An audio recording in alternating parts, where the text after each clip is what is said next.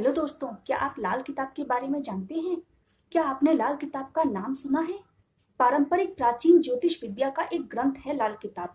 बहुत समय पहले हिमालय के सुदूर क्षेत्रों में एक पारंपरिक ज्योतिष विद्या हुआ करती थी, जो धीरे धीरे फैलते फैलते पंजाब से लेकर अफगानिस्तान तक फैल चुकी थी। इस विद्या के जानकार ही इसे पीढ़ी दर पीढ़ी सुरक्षित रखा करते थे।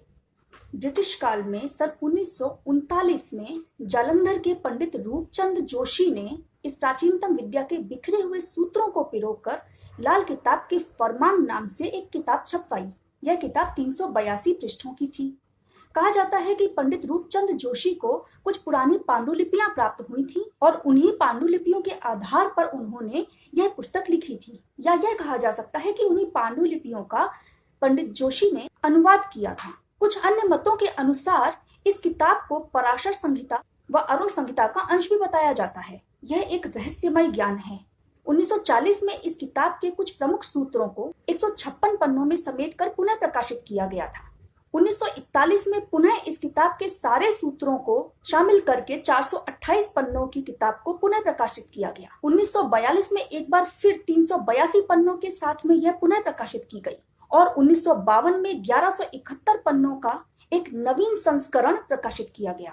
1952 में प्रकाशित हुआ यह संस्करण इस पुस्तक का अभी तक का अंतिम संस्करण माना जाता है। अगर इस किताब की भाषा की बात की जाए तो यह मूलतः उर्दू और फारसी में लिखी गई थी। उस समय काल में पंजाब में उर्दू ही प्रचलन में थी। आइए अब बात करते हैं इस किताब के ज्योतिष से जुड़ाव की।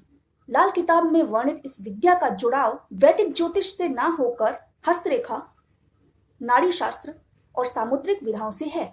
मूलतः इस किताब में ग्रहों के दुष्प्रभाव से बचने के लिए उपाय दिए गए हैं। साथ ही साथ यह भी बताना आवश्यक है कि इस किताब में दिए गए उपाय काफी सरल हैं, जो आमतौर पे सभी लोग कर सकते हैं। हमारे समाज में प्राचीन काल से किसी अनिष्ट या समस्या से बचने के लिए टोटकों का सहारा लिया जाता रहा है। इन्हीं टोटकों को समेटकर जो संग्रह किया गया वही है लाल किताब। तंत्र, मंत्र, तावीज आदि का भरपूर असर है इस किताब पर। आइए अब बात करते हैं लाल किताब के उपायों के नियमों की। लाल किताब में जो टोटके दिए गए हैं उनको आजमाने के लिए या उनको करने के लिए कुछ नियम भी बनाए गए हैं। उन नियमों का पालन करना अति आवश्यक है। लाल किताब के टोटकों को करने का एक मुख्य नियम है कि यह टोटके सूर्योदय के पश्चात ही किए जाने चाहिए। सूर्यास्त के बाद करने से इन टोटकों का प्रभाव विपरीत भी पड़ सकता है। एक मुख्य नियम है कि इस किताब के उपायों को अपनाते समय मदिरा और मांस का सेवन वर्जित होता है। हर उपाय 43 यानी 43 दिन, 43 सप्ताह, 43 मास या 43 वर्ष के हिसाब से किया जाता है। इस किताब के उपायों की एक मुख्य बात यह भी है कि हर समस्या के लिए एक अलग टोटका दिया हुआ है, अर्थात हर समस्या के लिए अलग अलग उपाय निश्चित किए गए हैं।